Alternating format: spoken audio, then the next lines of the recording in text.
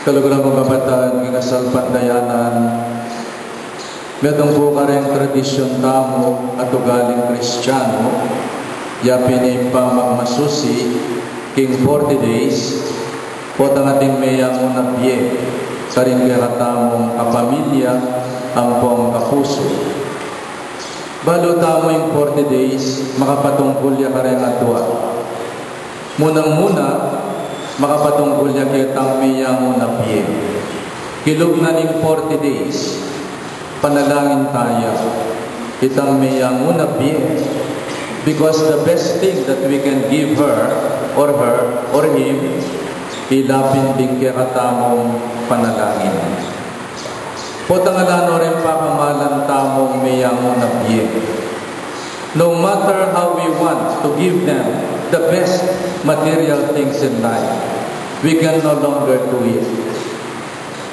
At least through our prayers, that's the best gift that we can give to our loved ones. Itang panalangin tala. At potang panalangin tala, they become present in our minds and heart. Masakit ang pong masakit, potang kalibing ng imamo, ang po'y tatang mo, muli ka kaya kayo, monedas na imamo, o'y tatang mo.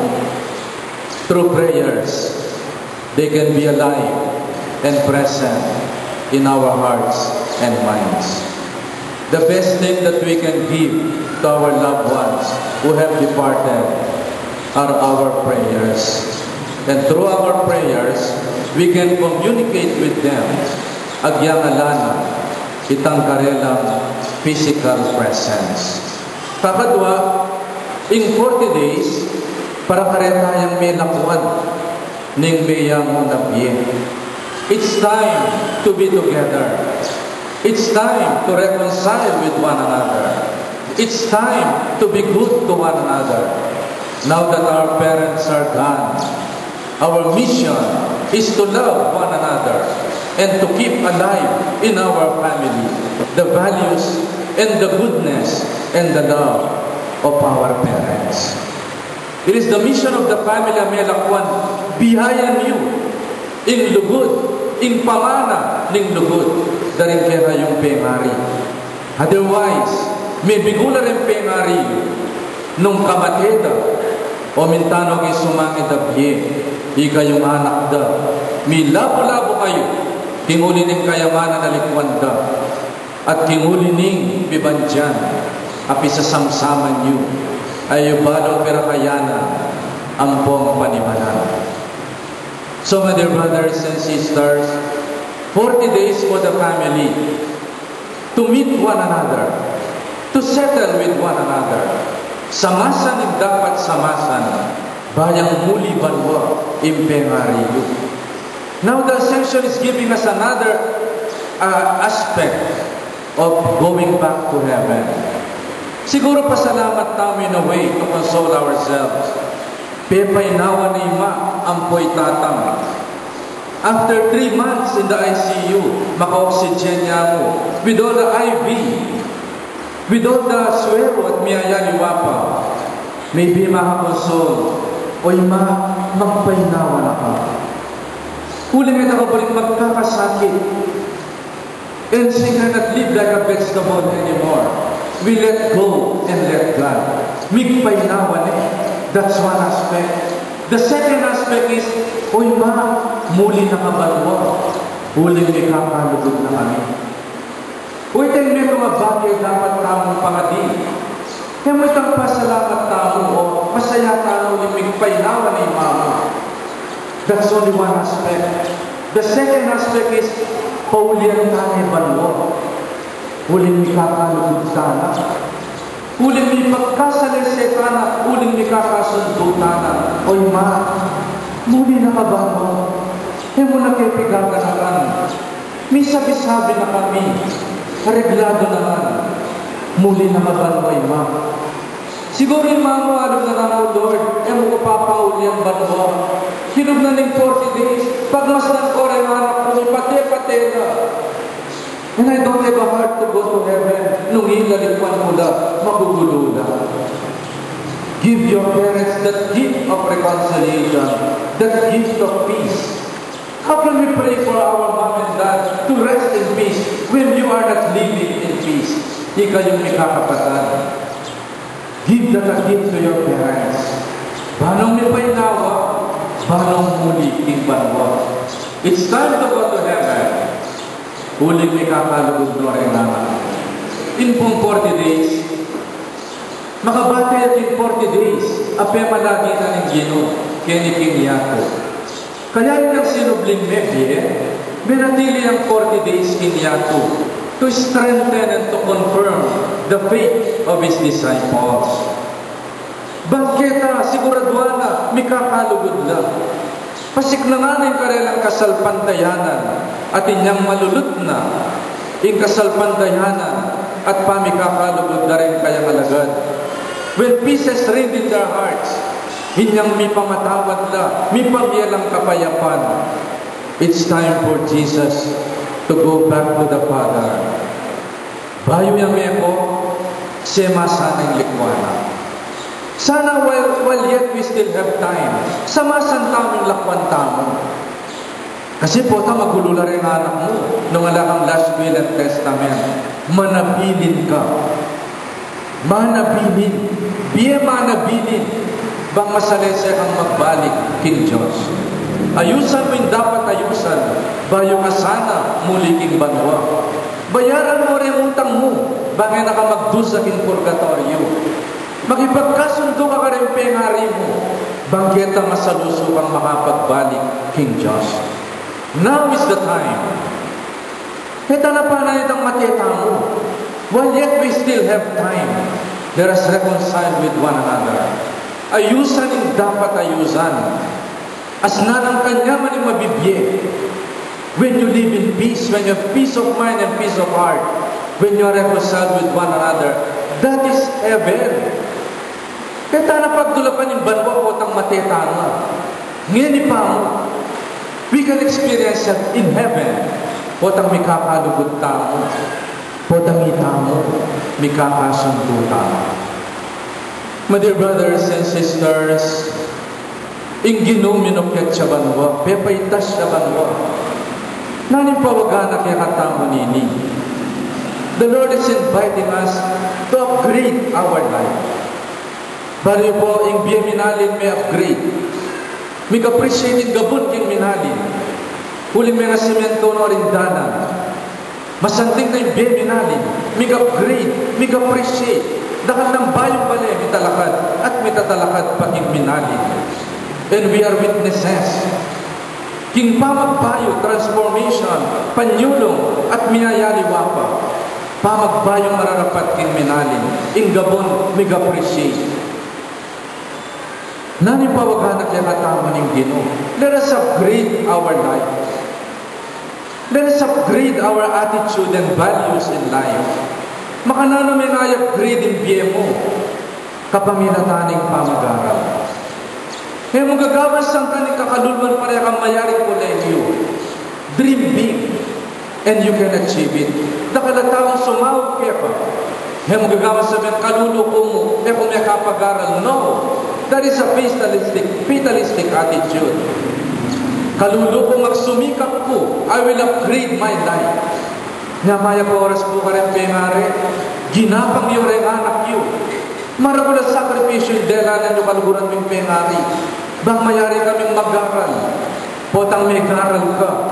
Potang mayari kang college. Potang may pasaragin board exam. Manakit kang obra. May kasweldo ka. At dakala pa magbayong marapat. Kinbiyem mo. You will ascend to a higher level sa isang mataas na antas ng buhay. Dahil nakamtan mo ang tagumpay ng pag-aaral ng edukasyon. Let education liberate you from poverty. Yang at maybe, do not settle for anything less. E mo sasabihan, kalulo kami mo. No, you can go beyond that. You can achieve success. Pagdulapan mo yung edukasyon. E mo itang edukasyon at kanawa na daralanan ng edukasyon. Yang at may panugali mo. Nanong panugali that pulls us down? Naning panugali that makes us miserable. Yang at may biye mo. Halilan mo yung ugali mong matsura. Sugarol ka, stop it. Ay nakapwedeng gawan milyonaryo ng kasino. Eh mo paano ba na yung maging sugarol? Mapanakaw ka, tuknangan mo, be honest. Makarma ka. Eh mo paano ba na yung pamanakaw, pamamirayit? Punta dinalalaki ka rin pera na nananong porsyento yung gagawan mo. Kat, na nakapagtiwalan. Mismong anak mo yan, beke ka rin pera, bangketa, panibala na, uling balo na, mapangupit ka, agyang imana ka o tatang na ka. Halilan mo yung matsura mo, gali mo. Nanong relasyonin dapat kamong ibayo, yangat mo. May kakalugod. Misasan metong king pamilya. Ilakaw mo ugali mong matama, dalang matyari kaya ka, gawa kang diskarte kayong biyem. Yangat me, ugali mo. Ikabay ng taong bastos, maymot, bugnot, masungit. Ilakaw mo yan, brad, sister, mayap yan. Ako kaya matakakumbay ka, paano ba lang yung busit? At ako yung magbusit. At ako buri ng taong busit. Halata nga gawa kang kabusitan tao. Masayahin bit. Let's make it easy for one another. Halitang puros ka ang busit. Habang ka maraming magbusit ka, o tayo mo lang ko yung kabusitan mo. O tayo mo lang ko yung kasungitan mo. Are you that kind of person, kapatid mo nga desipin mong balik? Ay, madya, kapot mong bateka. Baka po nang iburot na kayo libing ka, dipisit. Huli nga lang may kipagburot, kaya lang po may kipaglan. Joke only. Pero balo yun, itang kayapan mo, yung magdala kay aking banwa.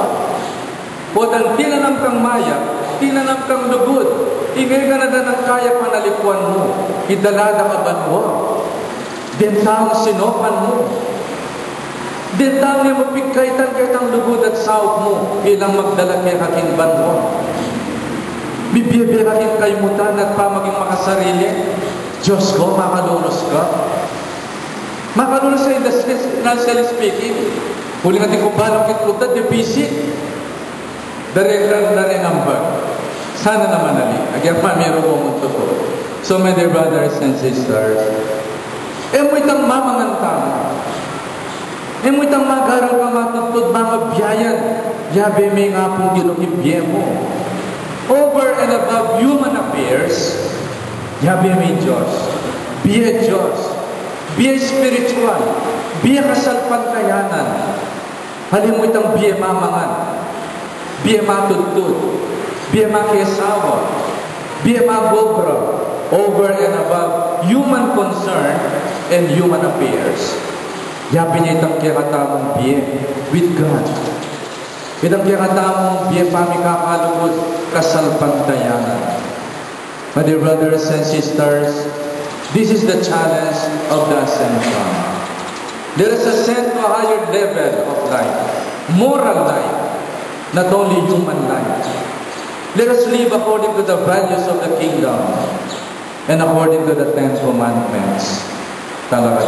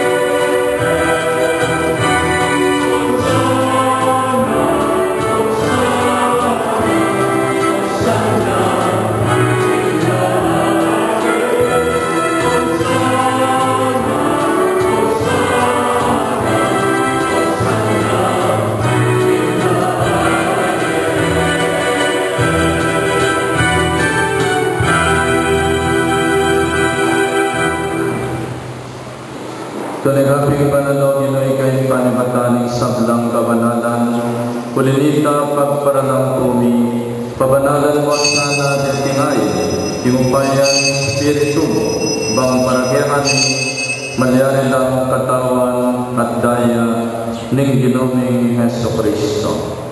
Bayami daw usang lu, king pamayasa at kamatayan, kinwaning tinape at pipasalamat siya kaya, tiraso na yan binye, karingay disipulos nga na. Tanggapan niya ikinkongan at kananiya. Itiya, tingkanakong katawan, amidawon para kaya kayo.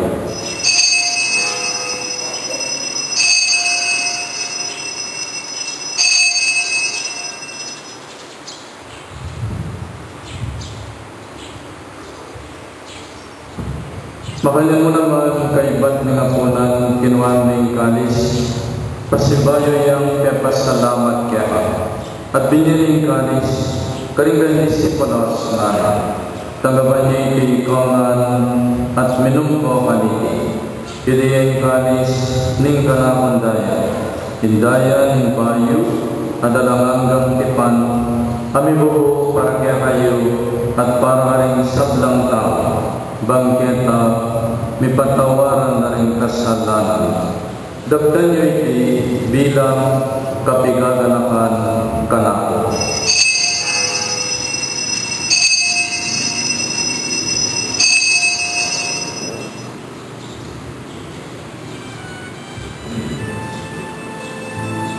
Ipasya ka ng misteryo ng kasampantaya.